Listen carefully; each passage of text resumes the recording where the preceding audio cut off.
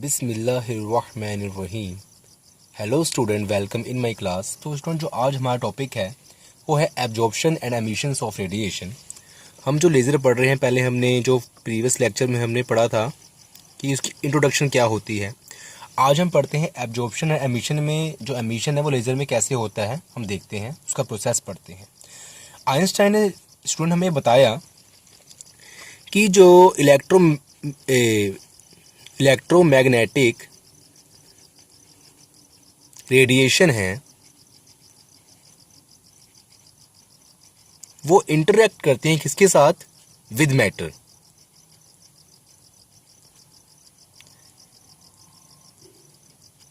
तो आइंस्टाइन ने बताया कि इंटरेक्शन ऑफ, यहां लिख देते हैं इंटरेक्शन की बात पूरी क्लियर हो जाए। Interactions of electromagnetic radiation with matter, ये आइंस्टाइन ने हमें ये जो फॉर्मूला दिया कि जो इलेक्ट्रोमैग्नेटिक रेडिएशन है वो मैटर के साथ इंटरेक्ट करती है। और इसको हमने एक्सप्लेन करने के लिए, इस कंसेप्ट को हमने एक्सप्लेन करने के लिए हमारे पास कुछ इसके प्रोसेस हैं। तो जो फर्स्ट प्रोसेस है कि explain this concept by following process, जो फर्स्ट है वो है स्टिमुलेटेड एमिशन। तो पहले हम एब्जॉर्प्शन की बात करते हैं, स्टिमुलेटेड एब्जॉर्प्शन। और जो सेकंड है वो है स्पॉन्टेनियस एमिशन। एंड जो थर्ड है वो है स्टिमुलेटेड एमिशन। ओके स्टूडेंट, इसको हम वन बाय वन एक्सप्लेन से पढ़ते हैं। अभी क्या होता है तीनों जो मैंने ये लिख दिए, stimulated absorption, spontaneous emission and stimulated emission. तो हमने इस कंसेप्ट को इन जो ये 3 पॉइंट के थ्रू हमने इसको एक्सप्लेन किया, इसके थ्रू हमने समझा। तो हम देखते हैं क्या होता है। तो स्टूडेंट, हमें पता है कि जो हमारा पूरा यूनिवर्स है ये एक मैटर और एनर्जी से बना हुआ है, कि all universe created by matter और एनर्जी में, मैटर एंड एनर्जी, फिर हम कह सकते हैं मैटर और एनर्जी, क्योंकि मैटर में एनर्जी होती है एक्चुअली। तो जो हमारा यूनिवर्स है वो बना हुआ है मैटर और एनर्जी से, हम कह सकते हैं। ओके, आपको पता ही है।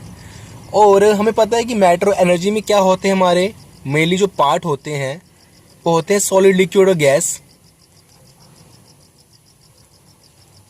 Solid, liquid and gas. Matter तो यही होता है ना, सॉलिड होगा या लिक्विड या गैस होगा। अब in solid, liquid and gas में स्टूडेंट क्या होते हैं, आपको पता है ये किससे बने होते हैं? एटम, मॉलिक्यूल्स, आयंस वगैरह वगैरह लिखते हैं। एटम्स और मॉलिक्यूल्स, एटम्स और मॉलिक्यूल्स, इसमें आयंस होते हैं, आयंस भी लिख देते हैं, आयंस। और हमें इसका पता है स्टूडेंट, जो इसकी शेप होती है किसी एटम की, जो शेप होती है उसको हम मान के चलते हैं कि स्फेरिकल उसकी शेप है। एटम की जो शेप है वो क्या है? स्फेरिकल है।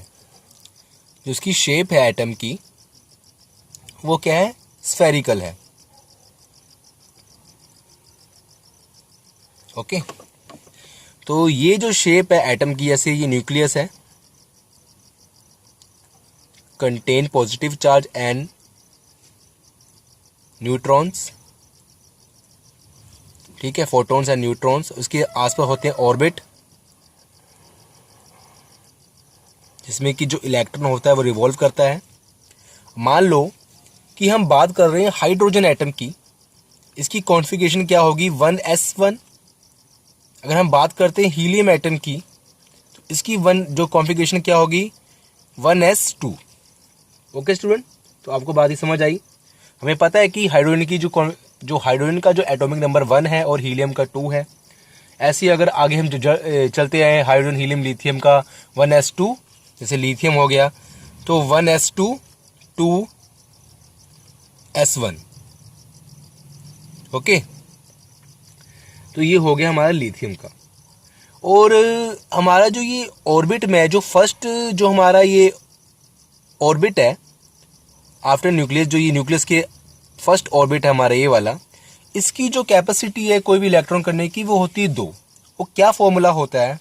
वो होता है 2n², कि अगर फर्स्ट ऑर्बिट है, हम जो फर्स्ट मतलब 1, तो हम n की जगह यहाँ 1 भरते हैं, तो 1 का स्क्वायर 1 एंड 2, मतलब इसमें हम 2 इलेक्ट्रॉन रख, मतलब ऑलमोस्ट 2 इलेक्ट्रॉन हम रख सकते हैं, ज़्यादा उससे कम, मतलब उससे ज़्यादा नहीं रख सकते, हम 3 नहीं रख सकते।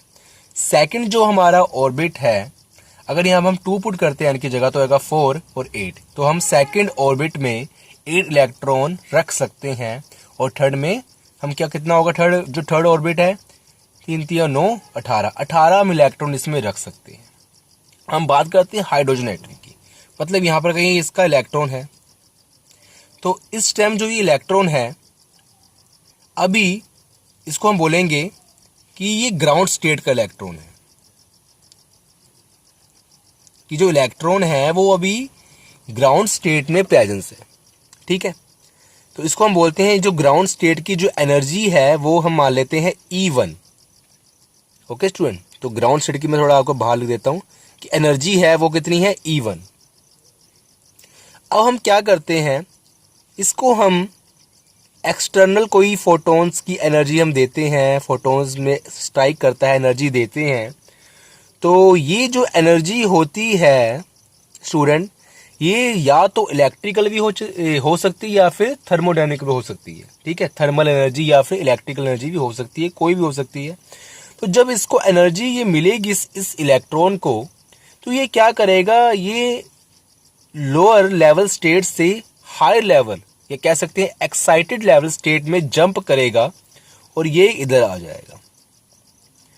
इसको बोलते हैं हम ग्राउंड स्टेट या लोअर लेवल स्टेट, इसको बोलते हैं हाई स्टेट या फिर एक्साइटेड स्टेट। इलेक्ट्रॉन जहां पहले था शुरुआत में, वो ग्राउंड स्टेट है। आफ्टर जंपिंग जो इसने ऑर्बिटल ऑक्यूपाई किया, जिसमें ये पहुंचा, उसको हम बोलेंगे एक्साइटेड स्टेट। और इस एक्साइटेड स्टेट की जो एनर्जी होगी वो होगी E2, हम उससे रिप्रेजेंट करते हैं। ओके स्टूडेंट, तो सेम स्टूडेंट यही बात है कि अब जैसे हमारे पास हम बात करते हैं, जैसे हम यहाँ बनाते हैं 2 एनर्जी लेवल बनाते हैं। इलेक्ट्रॉन इसको मानते हैं हम E1 एनर्जी लेवल, इसको मानते हैं E2 एनर्जी लेवल। ठीक है, मान लो कि हमारा इलेक्ट्रॉन अभी ग्राउंड स्टेट में है, ये ग्राउंड स्टेट है और ये क्या, एक्साइटेड स्टेट। ठीक है, सेम है। यहाँ पर हमने इस इलेक्ट्रॉन को एक बाहर से एनर्जी दी, फोटोन स्ट्राइक करेगा, इस इलेक्ट्रॉन को एनर्जी मिली, मतलब इसने एनर्जी सिंक करी, एब्जॉर्ब करी, और ये यहां से पहुंच गया एक्साइटेड स्टेट में, ये चला गया। ओके स्टूडेंट, ये एक्साइटेड स्टेट में चला गया।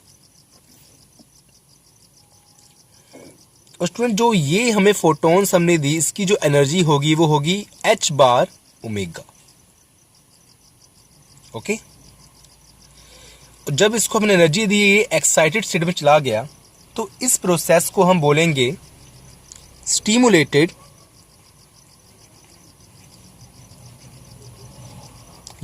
एब्जॉर्प्शन।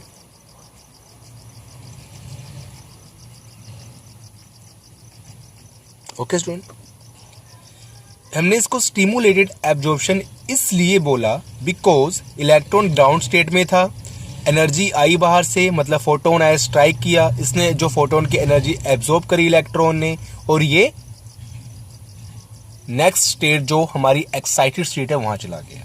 तो जो स्टिमुलेटेड का जो मीन है वो है गिव्स एनर्जी एंड एब्जॉर्प्शन, की इलेक्ट्रॉन ने एनर्जी एब्सॉर्ब करी और वो एक्साइटेड स्टेट में चला गया।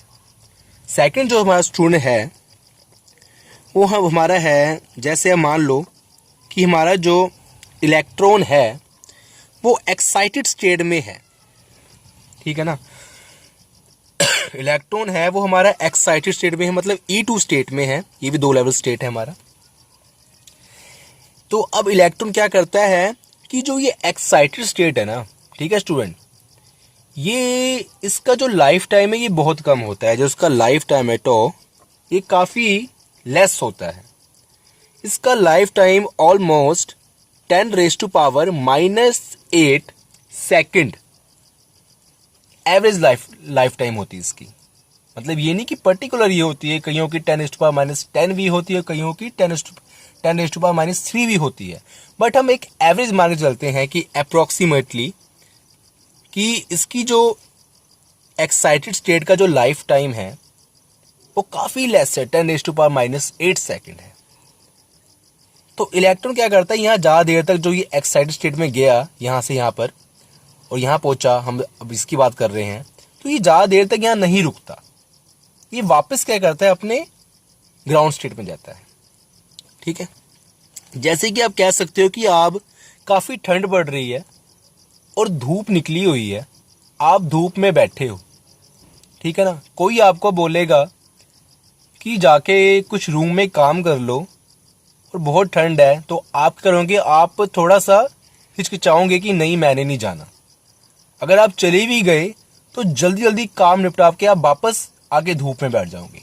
तो ये यही कंडीशन है कि यहाँ पर इलेक्ट्रॉन धूप में बैठा हुआ है, ठंड का मौसम है, और ये इसको किसी काम दे दिया कि तू जा रूम में जा, एक्साइटेड स्टेट में जा, वहाँ काम कर। तो ये जाता है, जल्दी जल्दी अपना काम निपटा के ही वापस आ जाता है। ठीक है, और जब ये वापस आता है स्टूडेंट, तो ये क्या करता है, ये एक एनर्जी रिलीज करता है, एक फोटोन रिलीज करता है, और ये जो एनर्जी, जो अपनी एनर्जी होती है, ये होती है h⁻ω। ओके, तो इसको हम बोलते हैं स्पॉन्टेनियस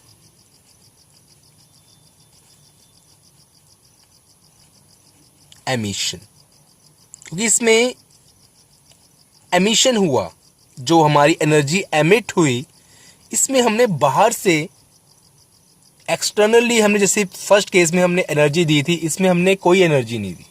ठीक है, तो इसमें क्या हुआ कि हमारा एमिशन हुआ ओनली, इसमें हमारी जो कोई, मतलब इस इलेक्ट्रॉन को कोई एनर्जी की जरूरत नहीं पड़ी, इसने तो खुद ही एनर्जी रिलीज कर दी वापस आने टाइम। तो उसको बोलते हैं स्पॉन्टेनियस। जो स्पॉन्टेनियस का मतलब क्या हुआ, ऑटोमेटिकली।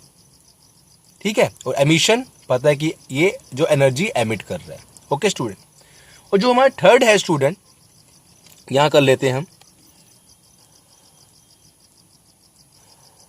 जो थर्ड हमारा है वो है स्टिमुलेटेड एमिशन। तो अपना स्टिमुलेटेड एमिशन है, ये अपना स्टिमुलेटेड एब्जॉर्प्शन हो गया, स्पॉन्टेनियस एमिशन हो गया। अब देखो कि इलेक्ट्रॉन, अब जो स्टिमुलेटेड एमिशन है, इसके मैं नाम लिख लेता हूं, स्टिमुलेटेड एमिशन। ओके, हमने जो इलेक्ट्रॉन एक्साइटेड स्टेट में है, हमने उसको एक एनर्जी प्रोवाइड करी, एक फोटोन एनर्जी हमने प्रोवाइड करी h⁻ω, जैसे कि लास्ट केस में हमने नहीं करी थी, यहां हमने कर दी। लेकिन हमें पता है कि इसका जो लाइफ टाइम है एक्साइटेड स्टेट का, ये काफ़ी कम है, बहुत ज़्यादा कम है, 10⁻⁻8 एवरेज के करीब है, सेकंड करीब है। तो ये क्या करेगा, ये वापस तो आएगा, और जब ये वापस आएगा तो एक एनर्जी रिलीज करेगा। ठीक है ना, वापस आएगा तो ये एक एनर्जी रिलीज करेगा, और जब ये एनर्जी अपना रिलीज करेगा, ये तो एनर्जी होगी जब ये वापस आया, जैसे इस केस में आया तो इसने h⁻ω एनर्जी रिलीज करी, और जो ये एनर्जी ओरिजिनल एनर्जी को जो हमने दी थी, ये भी रिलीज करेगा। ओके, तो ये हो गया h⁻ω। ठीक है स्टूडेंट, तो इसको हम बोलते हैं स्टिमुलेटेड एमिशन, की हमें स्टिमुलेटेड मतलब कि गिव्स एनर्जी, हमने एनर्जी भी दी और उसमें एमिशन भी हुआ। ठीक है, हमने एक फोटोन की एनर्जी प्रोवाइड करी, 2 फोटोन बाहर निकले।